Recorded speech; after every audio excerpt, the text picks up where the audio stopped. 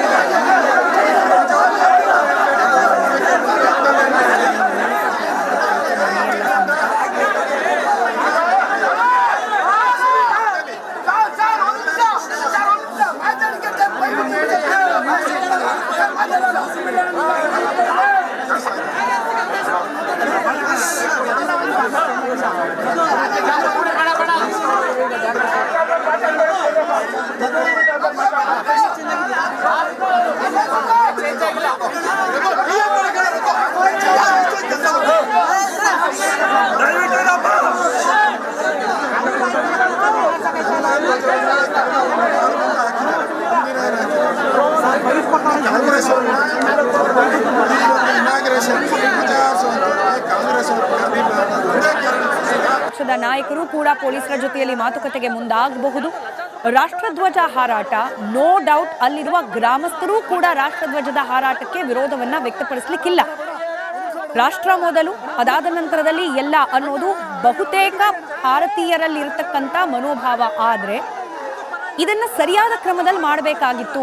ಹನುಮಧ್ವಜವನ್ನ ಕೆಳಗಿಳಿಸಬೇಕು. ಇಲ್ಲಿರೋದು ಕೇವಲ ನಾಡಧ್ವಜ ಹಾಗೆ ರಾಷ್ಟ್ರಧ್ವಜಕ್ಕೆ ಮಾತ್ರ ಅವಕಾಶ ಅನ್ನೋದನ್ನ ಗ್ರಾಮಸ್ಥರಿಗೆ ಮನವರಿಕೆ ಮಾಡಿ ನಂತರದಲ್ಲಿ ಎಲ್ಲರ ಸಮ್ಮುಖದಲ್ಲಿ ಹನುಮಧ್ವಜವನ್ನ ತೆರವುಗೊಳಿಸಿ ರಾಷ್ಟ್ರಧ್ವಜವನ್ನು ಹಾಕಬಹುದಾಗಿತ್ತು. ಆದ್ರೆ ಹಾಗೆ ಆಗ್ಲಿಲ್ಲ. ರಾಷ್ಟ್ರಧ್ವಜಕ್ಕೆ ನಾವು ಎಷ್ಟು ಗೌರವ ಕೊಡ್ತೀವೋ ಅಷ್ಟೇ ಗೌರವ ನಮ್ಮ ಹನುಮಧ್ವಜ ಭಾಗವಧ್ವಜಕ್ಕೂ ಕೂಡ ಕೊಡ್ತೇವೆ. ಆದ್ರೆ ಅದಕ್ಕೆ ಅಪಮಾನ ಆಗಿದೆ ಅನ್ನೋದು ಅಲ್ಲಿನ ಗ್ರಾಮಸ್ಥರ ಆಕ್ರೋಶಕ್ಕೆ ಕಾರಣವಾಗಿರ್ತಕ್ಕಂಥ ವಿಚಾರ. ಸದ್ಯಕ್ಕೆ ಜಿಲ್ಲಾಡಳಿತ ಹಾಗೆ ಸರ್ಕಾರದ ನಿಲುವು ಕೂಡ ಇದೇ ಆಗಿರಬಹುದು. ರಾಷ್ಟ್ರಧ್ವಜ ಹಾರಾಟಕ್ಕೆ ಒಂದ್ಸತಿ ಅವಕಾಶ ಮಾಡಿಕೊಟ್ಬಿಟ್ರೆ ಯಾರು ಕೂಡ ಅದಕ್ಕೆ ಅಪಮಾನ ಆಗೋ ರೀತಿಯಲ್ಲಿ ವರ್ತಿಸಲಾರರು. ರಾಷ್ಟ್ರಧ್ವಜವನ್ನ ಕೆಳಗಿಳಿಸೋದು, ಹರಿದಾಕೋದು, ಈ ರೀತಿ ಮಾಡಿದ್ರೆ ಕಾನೂನಾತ್ಮಕವಾಗಿ ಅಪರಾಧ ಆಗುತ್ತೆ. ಅದೆಲ್ಲದಕ್ಕಿಂತ ಹೆಚ್ಚಾಗಿ ರಾಷ್ಟ್ರಭಕ್ತಿ, ಅದಕ್ಕೆ ವಿರುದ್ಧವಾಗಿ ಯಾರು ಕೂಡ ನಡ್ಕೊಳ್ಳಿಕ್ಕೆ ಸಾಧ್ಯವಾಗೋದಿಲ್ಲ. ಹೀಗಾಗಿ ರಾಷ್ಟ್ರಧ್ವಜವನ್ನ ಅಲ್ಲಿ ಹಾರಾಡಿಸೋಣ ಅನ್ನೋ ಪ್ರಯತ್ನ ಅದು ಯಶಸ್ವಿ ಕೂಡ ಆಗಿದೆ. ಒಂದ್ ಕಡೆ ರಾಷ್ಟ್ರಧ್ವಜ ಹಾರಾಡ್ತಾ ಇದೆ ಆ ಕಂಬದಲ್ಲಿ, ಮತ್ತೊಂದು ಕಡೆಯಲ್ಲಿ ಇದೀಗ ವಿರೋಧ ಪಕ್ಷದ ನಾಯಕರ ಎಂಟ್ರಿ. ಅಶೋಕ್ ಅವರು ಬಂದಿದ್ದಾರೆ. ಮುಂದೆ ಈ ವಿಚಾರವನ್ನ ರಾಜಕೀಯವಾಗಿ ಯಾವ ರೀತಿ ಮುಂದುವರಿಸಿಕೊಂಡು ಹೋಗ್ತಾರೆ ಬಿಜೆಪಿ ನಾಯಕರು ಹಾಗೆ ಜೆಡಿಎಸ್ನ ನಾಯಕರು, ಕಾಂಗ್ರೆಸ್ ಸರ್ಕಾರದ ವಿರುದ್ಧ ಇದಿರೋದು ಕುತೂಹಲ. ಆಲ್ರೆಡಿ ಒಂದೊಂದು ರೌಂಡ್ ಪ್ರತಿಕ್ರಿಯೆ ನೀಡೋ ಸಂದರ್ಭದಲ್ಲೇನೆ ಹೇಳ್ಬಿಟ್ಟಿದ್ದಾರೆ, ಹಿಂದೂ ವಿರೋಧಿ ನಿಲುವಿದು, ಕಾಂಗ್ರೆಸ್ ಸರ್ಕಾರದ ಹಿಂದೂ ವಿರೋಧಿ ನಿಲುವಿನಿಂದಾಗಿ ಈ ರೀತಿಯಾಗಿ ಮಾಡ್ತಿದ್ದಾರೆ ಅನ್ನೋದು. ಹಾಗೆ ಸ್ಥಳೀಯರು ಹೇಳ್ತಿರೋದೇನು, ಸ್ಥಳೀಯ ರಾಜಕೀಯ ನಾಯಕರೇನು ಹೇಳ್ತಿದ್ದಾರೆ, ಅಲ್ಲಿನ ಸ್ಥಳೀಯ ಶಾಸಕರಿಗೆ ಆಹ್ವಾನ ಕೊಟ್ಟಿರಲಿಲ್ಲ ಧ್ವಜಸ್ತಂಭದ ಉದ್ಘಾಟನೆ ಸಂದರ್ಭದಲ್ಲಿ, ಹೀಗಾಗಿ ನನ್ನನ್ನು ಕರೀಲಿಲ್ಲ ಅನ್ನೋ ಕಾರಣಕ್ಕೆ ಅಸೂಯೆಯಿಂದ ಈ ರೀತಿಯಾಗಿ ವರ್ತಿಸ್ತಿದ್ದಾರೆ ಅನ್ನೋದು ಮತ್ತೊಂದು ವರ್ಷನ್. ಯಾವುದು ಸರಿ ಯಾವುದು ತಪ್ಪು ಇದರ ನಿರ್ಧಾರ ಆಗಬೇಕಾಗಿರೋದು ಆ ಗ್ರಾಮದ ಒಳಗೆ. ಆದರೆ ಆ ಗ್ರಾಮಕ್ಕೆ ಇದೀಗ ರಾಜ್ಯ ಮಟ್ಟದ ನಾಯಕರು ಕೂಡ ಎಂಟ್ರಿ ಪಡ್ಕೊಂಡಿರೋದ್ರಿಂದ ಮತ್ತೊಂದು ಮಜಲನ್ನ ತಲುಪ್ತಾ ಇದೆ, ಮತ್ತೊಂದು ಹಂತವನ್ನ ತಲುಪಿದೆ ಈ ಗ್ರಾಮದಲ್ಲಿ ನಡೀತಾ ಇದ್ದ ಪ್ರತಿಭಟನೆ. ಇಷ್ಟು ಹೊತ್ತಿನ ಕಾಲ ಗ್ರಾಮಸ್ಥರ ಆಕ್ರೋಶ, ಗ್ರಾಮಸ್ಥರ ಪ್ರತಿಭಟನೆ ಇನ್ನು ಮುಂದೆ ರಾಜಕೀಯ ಪ್ರತಿಭಟನೆಯ ಸ್ವರೂಪವನ್ನ ಪಡ್ಕೊಂಡ್ರೂ ಕೂಡ ಅಚ್ಚರಿ ಇಲ್ಲ. ಆರ್ ಅಶೋಕ್ ಅವರು ಆಗಮಿಸಿದ್ದಾರೆ. ದೃಶ್ಯದಲ್ಲಿ ನೀವು ಅದನ್ನ ಗಮನಿಸ್ತಾ ಇದ್ದೀರಿ. ನೂಕುನುಗ್ಗಲಿದೆ. ಸಾಕಷ್ಟು ಸಂಖ್ಯೆಯಲ್ಲಿ ಜನ ಅಲ್ಲಿ ಜಮಾವಣೆಗೊಂಡಿದ್ದಾರೆ. ಇದರ ನಡುವೆ ಆರ್ ಅಶೋಕ್ ಅವರು ಆಗಮಿಸಿದ್ದಾರೆ. ಮಾತನಾಡುವ ಸಾಧ್ಯತೆ ಪೊಲೀಸರ ಜೊತೆಯಲ್ಲಿ.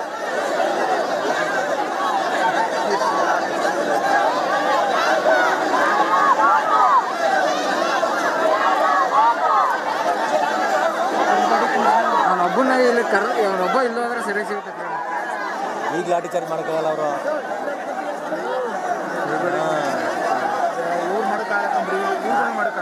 ಮಾಡೋಕ್ಕಾಗಲ್ಲ ಈಗ ಮಾಡೋಕ್ಕಾಗಲ್ಲ ಅವರು. ರೈಟ್, ನಮ್ಮ ಪ್ರತಿನಿಧಿ ಆನಂದ್ ದೂರವಾಣಿ ಸಂಪರ್ಕದಲ್ಲಿದ್ದಾರೆ. ಆನಂದ್, ದೃಶ್ಯದಲ್ಲಿ ನಾವು ಗಮನಿಸ್ತಿದ್ದೀವಿ ಸಾಕಷ್ಟು ನೂಕುನುಗ್ಗಲಿದೆ. ಬಹುಶಃ ಅವ್ರ ಹತ್ರ ಹೋಗಿ ಪ್ರತಿಕ್ರಿಯೆ ಪಡ್ಕೊಳ್ಳೋದು ಕಷ್ಟ ಆಗ್ಬಹುದು ತಮಗೂ ಕೂಡ. ಬಟ್ ಸದ್ಯಕ್ಕೆ ನೀವೇನೆಲ್ಲ ಗಮನಿಸ್ತಿದ್ದೀರಿ, ಅಲ್ಲಿ ಏನೆಲ್ಲ ಆಗ್ತಾ ಇದೆ ವಿವರಿಸ್ತಾ ಹೋಗೋದಾದ್ರೆ ಲೈವ್ ದೃಶ್ಯಗಳನ್ನ ನಾವು ಬಿತ್ತರಿಸ್ತಿದ್ದೀವಿ ವೀಕ್ಷಕರಿಗೆ. ಅದರ ಜೊತೆಗೆ ನಿಮ್ಮ ವಿವರಣೆ. ಈಗ ಕೆರಗೋಡು ಗ್ರಾಮಕ್ಕೆ ವಿರೋಧ ಪಕ್ಷದ ನಾಯಕ ಆರ್ ಅಶೋಕ್ ಅವರು ಬಂದಿದ್ದಾರೆ. ಅವ್ರ ಜೊತೆ ಮಾಜಿ MLC ಅಶ್ವಥ್ ನಾರಾಯಣ ಅವರು ಕೂಡ ಬಂದಿರುವಂತದ್ದು. ಬಂದಂತವರು ನೇರವಾಗಿ ಧ್ವಜಸ್ತಂಭದ ಬಳಿಗೆ ಬರೋದಕ್ಕೆ ಟ್ರೈ ಮಾಡ್ತಾರೆ. ಆದ್ರೆ ಅವ್ರನ್ನು ಕೂಡ ಪೊಲೀಸ್ನವರು ಬಿಡ್ಲಿಲ್ಲ. ಅದ್ರ ಜೊತೆಗೆ ಅಷ್ಟೊಂದು ಕ್ರೌಡ್ ಕೂಡ ಆಗಿರುವಂತದ್ದು. ಯಾಕಂದ್ರೆ ಅವ್ರನ್ನ ವಿಧಾನ ಪರಿಷತ್ ಅಂದ್ರೆ ಏನು ವಿರೋಧ ಪಕ್ಷದ ನಾಯಕರು ಮಾತ್ರ ಅವ್ರು ಕರ್ಕೊಂಡು ಅವ್ರ ಜೊತೆಗೆ ಒಂದಷ್ಟು ಕ್ರೌಡ್ ಬರುವಂತ ಸಾಧ್ಯತೆ ಇದೆ. ಹಾಗಾಗಿ ಅವ್ರನ್ನು ಕೂಡ ಅಲ್ಲಿ ಬ್ಯಾರಿಕೇಡ್ ಬಳಿಯೇ ನಿಲ್ತಿರುವಂತದ್ದು. ಆದ್ರೆ ಅವರ ಸುತ್ತುವರೆದಿರುವಂತ ಕ್ರೌಡ್ ಅವ್ರಿಗೊಂದಷ್ಟು ಸಮಸ್ಯೆ ಹೇಳುವಂತ ಕೆಲಸವನ್ನು ಮಾಡ್ತಾ ಇರುವಂತದ್ದು. ಯಾಕಂದ್ರೆ ಇಲ್ಲಾಗಿರುವಂತ ಏನು ಘಟನೆ ಇದೆ, ಆ ಘಟನೆ ಬಗ್ಗೆ ಒಂದಷ್ಟು ಮನವರಿಕೆ ಮಾಡಿಕೊಡುವಂತದ್ದು. ಅಂದ್ರೆ ಅವ್ರಿಗೆ ಈಗಾಗಲೇ ಮಾಹಿತಿ ಇದ್ರೂ ಕೂಡ ನೇರವಾಗಿ ಒಂದಷ್ಟು ಮಾಹಿತಿಯನ್ನ ಕೊಡುವಂತದ್ದು. ಜೊತೆಗೆ ಇಲ್ಲಿಗೆ ಆಗಿರುವಂತ ಅನ್ಯಾಯವನ್ನು ಸರಿಪಡಿಸಬೇಕು ಅನ್ನೋ ಒಂದು ಮನವಿಯನ್ನ ಮಾಡ್ಕೊಳ್ತಾ ಇರುವಂತದ್ದು. ಈಗಾಗಲೇ ಅವರು ಒಂದು ಅಂಗಡಿ ಬಳಿಗೆ ಹೋಗಿರುವಂತದ್ದು. ಅಲ್ಲಿ ಒಂದಷ್ಟು ಜನರ ಹತ್ರ ಮಾಹಿತಿ ಕೇಳುವಂತದ್ದು ಕೆಲಸವನ್ನ ಮಾಡ್ತಾ ಇದ್ದಾರೆ. ಆದ್ರೆ ಇಲ್ಲಿ ಕ್ರೌಡ್ ಜಾಸ್ತಿ ಇರೋದ್ರಿಂದ ಅವ್ರಿಗೊಂದಷ್ಟು ಕಷ್ಟ ಅಂತಾನೆ ಹೇಳ್ಬೋದು, ಕಷ್ಟ ಆಗ್ತಾ ಇದೆ ಅಂತಾನೆ ಹೇಳ್ಬೋದು. ಯಾಕಂದ್ರೆ ಅವ್ರಿಗೊಂದಷ್ಟು ಮಾಹಿತಿ ಕೊಡೋ ಬರದಲ್ಲಿ ಒಂದಷ್ಟು ನೂಕುನುಗ್ಗಲು ಕೂಡ ಆಗ್ತಾ ಇರುವಂತದ್ದು. ಅದ್ರ ಜೊತೆಗೆ ಏನು ಇಲ್ಲಿ ಇರುವಂತ ಗ್ರಾಮಸ್ಥರು ತಮ್ಗಾಗ್ತಾ ಇರುವಂತ ನೋವನ್ನ ಅಂದ್ರೆ ಘೋಷಣೆ ಕೂಗುವ ಮೂಲಕ ಆಕ್ರೋಶವನ್ನ ವ್ಯಕ್ತಪಡಿಸ್ತಾ ಇದ್ದಾರೆ. ನಮ್ಗೆ ನ್ಯಾಯ ಕೊಡಿಸಿ ಅಂತ ಹೇಳಿ ಮನವಿಯನ್ನ ಮಾಡ್ತಾ ಇದ್ದಾರೆ.